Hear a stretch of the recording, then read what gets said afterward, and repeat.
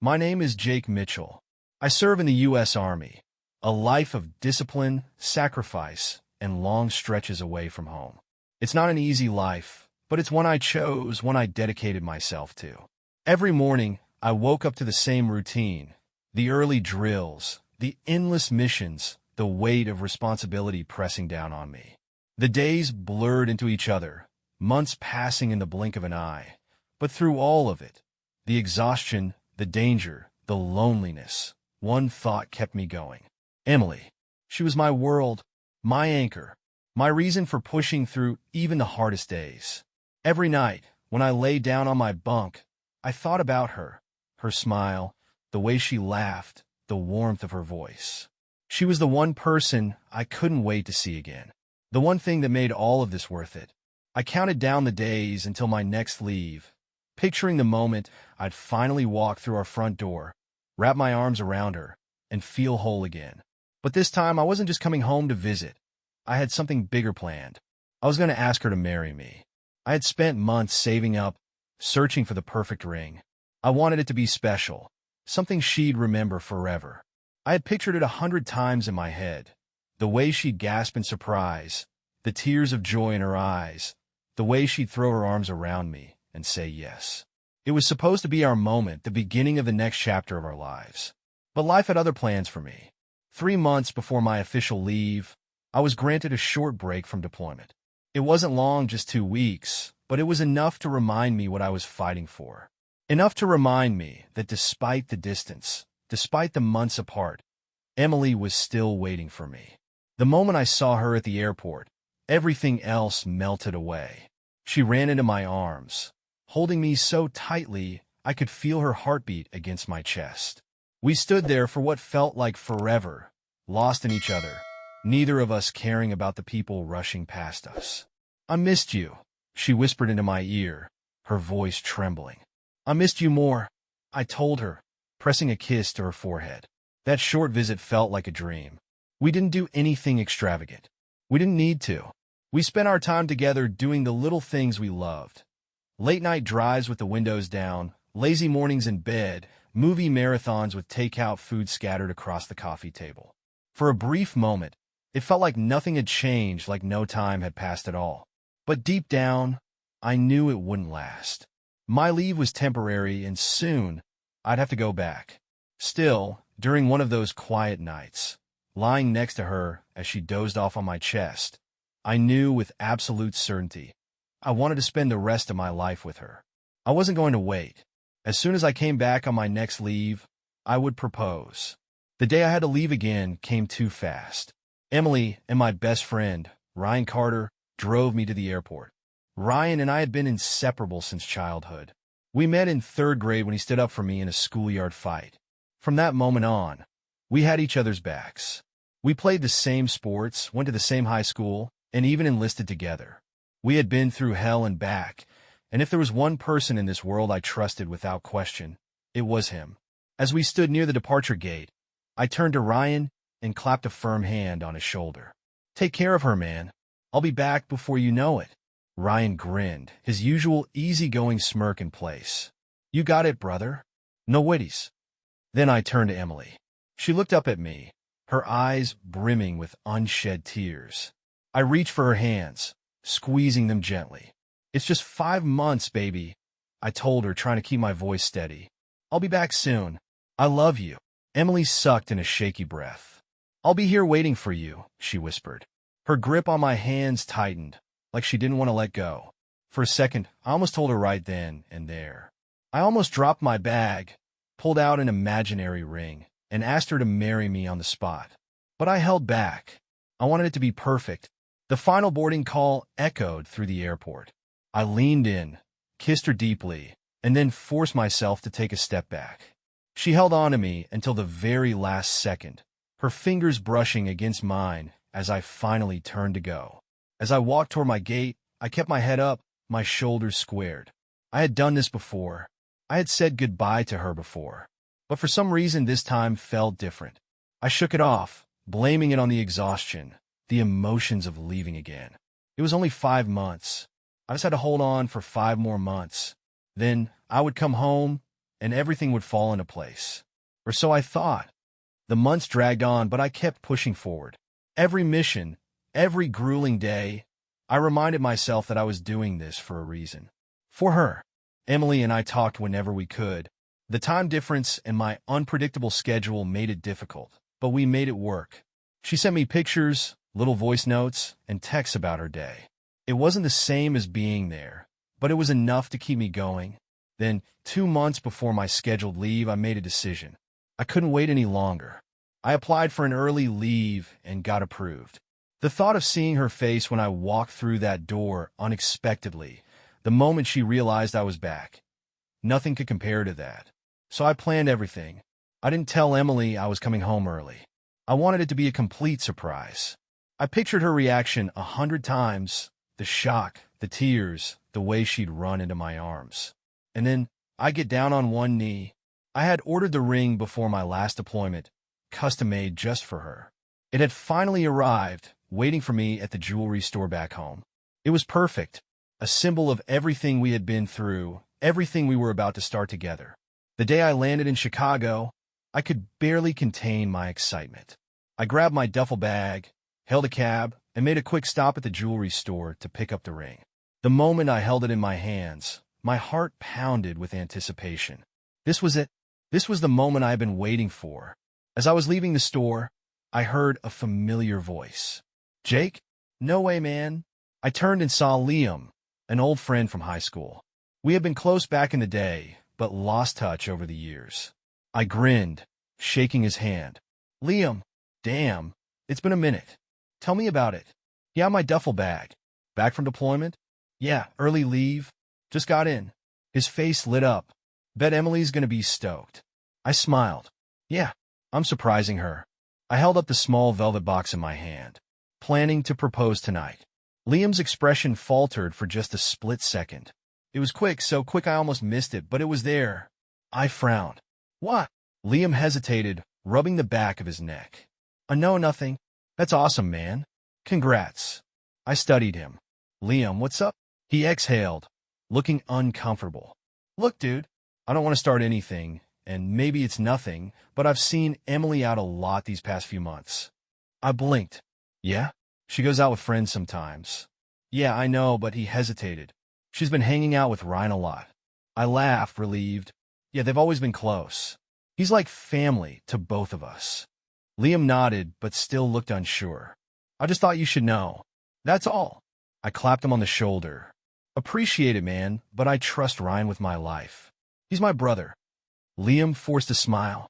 Right? Well, good luck with the proposal. I thanked him, brushed off the weird feeling creeping up my spine, and got back into the cab. I wasn't worried. Why would I be? Ryan was my best friend. He was supposed to be looking out for Emily while I was gone, not whatever Liam was implying. Still, as the cab sped toward home, I couldn't shake the uneasy feeling settling in my gut. I stopped at a flower shop to grab a bouquet of roses, then swung by a liquor store for a bottle of champagne. Tonight was going to be perfect. When I finally pulled up to our house, I noticed a car parked outside. Ryan's car. I didn't think much of it at first. Maybe he had stopped by to check on Emily, like a good friend would. Maybe they were watching a movie or something. But as I stepped out of the cab and stared at that car, something about it felt off. The house was dark except for the faint glow of light seeping from beneath the bedroom door. I frowned. Emily never left the bedroom light on unless... No. The first seed of doubt took root in my mind, but I shoved it down. I was being paranoid. I shifted the bouquet in my hands, balancing it with the champagne bottle, and walked up to the door. My heart pounded, not with fear, but with excitement. This was it. I unlocked the door and stepped inside. The house was eerily quiet. No TV. No music. Just silence. I walked deeper inside, past the living room toward the bedroom. My grip on the bouquet tightened. That's when I heard it. Soft moans. My feet froze mid-step. For a second, I convinced myself I was imagining things, that my mind was playing tricks on me. But then I heard it again, louder this time, Emily's voice. My breath caught in my throat. No, no, no. I forced my legs to move, my body trembling with every step as I made my way to the bedroom. I reached the door, hesitated for just a second, and then I pushed it open. And there they were. Emily, Ryan, in my bed. I didn't breathe. I didn't move.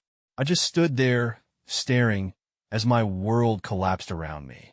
Emily gasped, scrambling to pull the sheets over herself. "Oh my God, Jake!"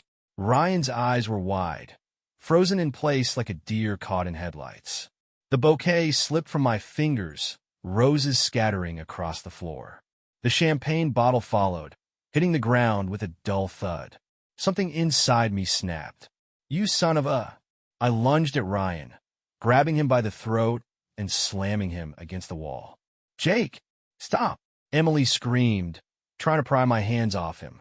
Ryan coughed, struggling beneath my grip. "Man, please, I shoved him harder. "You slept with my fiancée?" My voice was low, dangerous.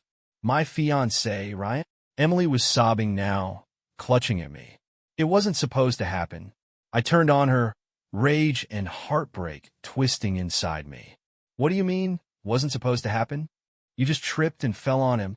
She broke down completely, shaking her head. "I was lonely, Jake. You're never here. I missed you. I needed someone. I needed someone." The words cut through me like a blade. I clenched my jaw, fighting the urge to punch a hole through the wall. "So instead of waiting a few months, you decided to sleep with my best friend?" Ryan, still catching his breath, rubbed his neck and muttered, "We didn't mean for it to happen." "Shut up!" My voice was deadly quiet. Silence. No one moved. Then, without another word, I grabbed Ryan by the shirt and threw him out of my house. I turned back to Emily, my eyes cold. "How long?" She hesitated. I stepped closer, fists clenched. "How long, Emily?" 8 months. 8 freaking months. Everything I thought I knew, every moment, every memory, shattered in an instant. I had come home to propose to the love of my life. Instead, I walked into my worst nightmare, and I would never be the same again. I stood there, my whole body shaking, staring at the woman I thought I was going to marry. The woman I had spent years loving, dreaming of a future with. And she just looked ashamed, not devastated, not broken the way I was, just guilty, like a kid caught stealing candy. I swallowed the lump in my throat. My hands were still clenched into fists, my breathing uneven. The anger inside me was boiling over, but beneath it, deep down, I felt something worse. Hollow, like everything had been ripped out of me, leaving behind nothing but a black hole. I forced myself to speak. My voice came out quieter than I expected. 8 months. Emily sniffled, wrapping the blanket tighter around herself. She couldn't even look me in the eye. I took a step closer. 8 freaking months, Emily. She winced at my tone. I didn't mean for it to happen. I laughed bitterly. "Yeah, you said that already." I gestured toward the bed. "But it looks like you meant it plenty of times." She flinched, fresh tears spilling down her cheeks. "Jake, please. You don't understand." "I don't understand?" I cut her off, feeling the rage surge up again. I was out there, risking my life, fighting every single day, counting down the minutes until I could come home to you. And the whole time, you were screwing my best friend. She finally met my eyes, and I saw something that made me sick. Excuses. "I was lonely," she whispered. I let out a sharp breath, shaking my head. "Don't. Just don't. I thought you'd understand." I snapped. "Understand what, Emily? That you couldn't keep your damn legs closed for a few more months? That instead of talking to me, instead of waiting for me like you promised, you decided to jump into bed with him?" She sobbed, clutching the blanket like it would save her. "I needed someone, Jake. You were gone. I didn't think. I didn't know how to—" "You still here? Disgusted. You didn't think?" "No, Emily. You thought plenty. You thought about how much you wanted him. You thought about lying to me for 8 months while I was out there thinking about you every single damn day." She shook her head frantically. "It wasn't like that." I clenched my jaw so tight it hurt. "Then what was it like, Emily? Huh? Walk me through it. Tell me how the hell you ended up in our bed with my best friend." She didn't answer, because there was nothing she could say. I exhaled, stepping back, running a hand over my face. I needed to get out of there. Now, before I did something I couldn't take back. I turned on my heel and headed for the door. Jake, wait, please. I ignored her. Where are you going? She cried. I stopped at the doorway, but didn't look back. My voice came out flat. Away from you. And with that, I walked out. I don't remember much after that. I just walked, aimless, directionless, trying to process what the hell had just happened. I must have walked for hours. Through the streets, past buildings I didn't recognize. At some point, I ended up on a bench near the river, staring blankly at the water. The ring was still in my pocket. I pulled it out, turning the box over in my hands. The weight of it felt like a cruel joke. This was supposed to be our future. Now it was nothing. I should have been furious. I should have wanted revenge. I should have been breaking things, screaming, drinking until I forgot. But all I felt was empty. I had spent years building a life with Emily. Years trusting Ryan. Years thinking I had people who truly loved me. And in a single night, it was all gone. I didn't know how long I sat there, but eventually my phone buzzed. Ryan. I stared at his name on the screen, my blood going cold. Then, without hesitation, I hit block. Emily had texted too. Jake, please talk to me. I messed up, but I love you.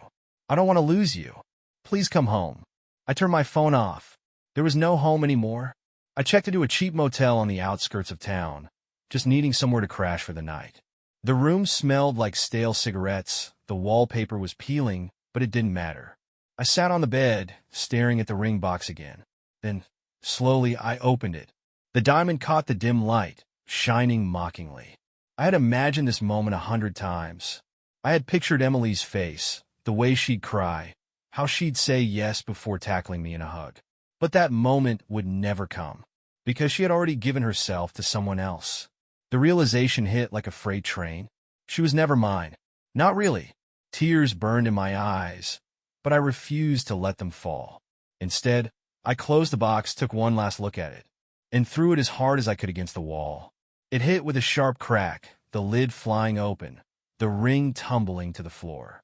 I didn't pick it up. I just lay back on the bed, staring at the ceiling, and let the weight of it all crush me. I had lost everything, and I had no idea what came next. I woke up to the sound of my phone buzzing on the nightstand. For a moment, I forgot where I was. The stiff motel bed, the dim yellow light filtering through the cheap curtains. It all felt distant, like I was in someone else's life.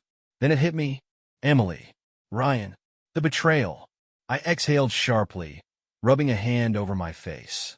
My body felt heavy, like I'd aged 10 years overnight. The anger was still there, but it was buried under something colder. Something final. I glanced at my phone. More missed calls. More messages. I scrolled through them without really reading, just blocks of desperate texts from Emily and a few from numbers I didn't recognize, probably mutual friends trying to figure out what the hell was going on. I didn't answer any of them. Instead, I grabbed my keys and walked out. By the time I pulled up to my house, our house, it was mid-morning. The sun was shining, birds chirping. It was the kind of perfect day that made the whole situation feel even more twisted. Ryan's car was gone. Good. I parked in the driveway and just sat there for a minute, gripping the steering wheel. I didn't want to go inside, but I had to. With a deep breath, I stepped out of the car and walked to the front door. My hands felt shaky as I unlocked it, but I forced myself to push forward. The house smelled the same, like lavender candles and fresh linen, like nothing had changed. But everything had changed.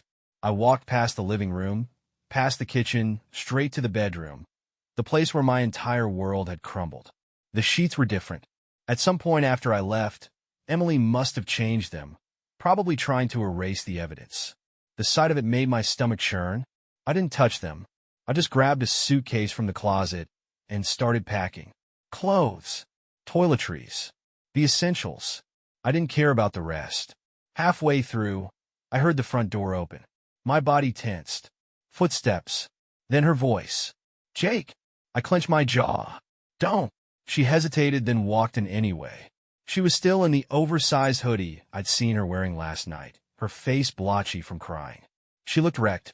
Good. Jake, please, she said softly. Just talk to me. I kept packing. She moved closer.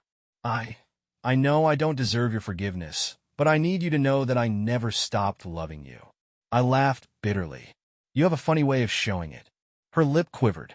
I made a mistake. 8 months isn't a mistake, Emily, I snapped, finally turning to look at her. It's a choice, one you made over and over again. She flinched, tears welling in her eyes. I was lonely. I needed someone. Stop, I said, my voice hard. Just stop. She swallowed. I don't want to lose you. I exhaled sharply, shaking my head. You lost me a long time ago. You just didn't notice. She let out a soft sob, covering her mouth. I zipped up my suitcase. Then I grabbed my spare house key, walked past her, and placed it on the kitchen counter. I'm done. Her breath hitched. Jake! I mean it, I said, turning to face her one last time. I'm not coming back. I'm not forgiving you. I'm not giving you another chance. She looked absolutely broken. But so was I. And only one of us deserved it. Without another word, I walked out. And this time, I wasn't coming back. I didn't know where I was going. I just drove. The highway stretched out in front of me, endless and open. I should have felt free, relieved. But all I felt was numb. After about an hour, I pulled into a gas station, grabbed some coffee, and finally checked my phone again. A text from Lucas. Dude, call me. Now. I sighed and dialed his number. He picked up on the first ring. Jake. Yeah. You okay? I let out a humorless laugh. Not even close. He sighed. Man, I just heard. What the hell? Yeah. I muttered. It's a mess. Where are you? No idea. Come to my place, he said immediately. Crash here for a while. You don't need to be alone. I hesitated. But then I realized I had nowhere else to go. Yeah, I said finally. All right, good. And Jake? Yeah, forget them. Both of them. I swallowed hard. I'm trying. I wasn't there yet. But I would be. By the time I got to Lucas's place, exhaustion had settled deep in my bones. He greeted me with a firm handshake and a look of pure sympathy. You look like hell, he said. I let out a dry chuckle. Feel like it too. He clapped me on the shoulder. Come inside. You need a drink. I followed him in, dropping my bag by the door. The place was familiar, somewhere I'd crashed more times than I could count back in the day. It felt safe. Lucas handed me a beer and sat across from me. You gonna be okay? I took a long sip before answering. I don't know. And that was the truth. I didn't know what came next. Didn't know how long it would take to feel whole again. But I did know one thing. I wasn't looking back. Not anymore. The first few days at Lucas's place passed in a blur. I slept too much, drank too much, spent too much time staring at the ceiling, wondering how the hell I'd let my life turn into this wreck. Lucas didn't push. He just handed me a beer when I needed one and let me sit in silence when I wasn't ready to talk. It was the kind of friendship I didn't know I needed. But eventually, the silence got too loud, and the anger started burning again. It was day 4 when Emily called again. I stared at the screen, debating whether to answer. Every instinct told me to ignore it, but some sick part of me wanted to hear what she had to say. So, I picked up. I didn't say anything at first, just waited. Her voice came through, small and shaky. Jake, I sighed. What do you want, Emily? A pause. I just wanted to check on you. I let out a humorless laugh. You don't get to do that. She inhaled sharply. I know, but she hesitated. I don't know how to live with myself after what I did to you.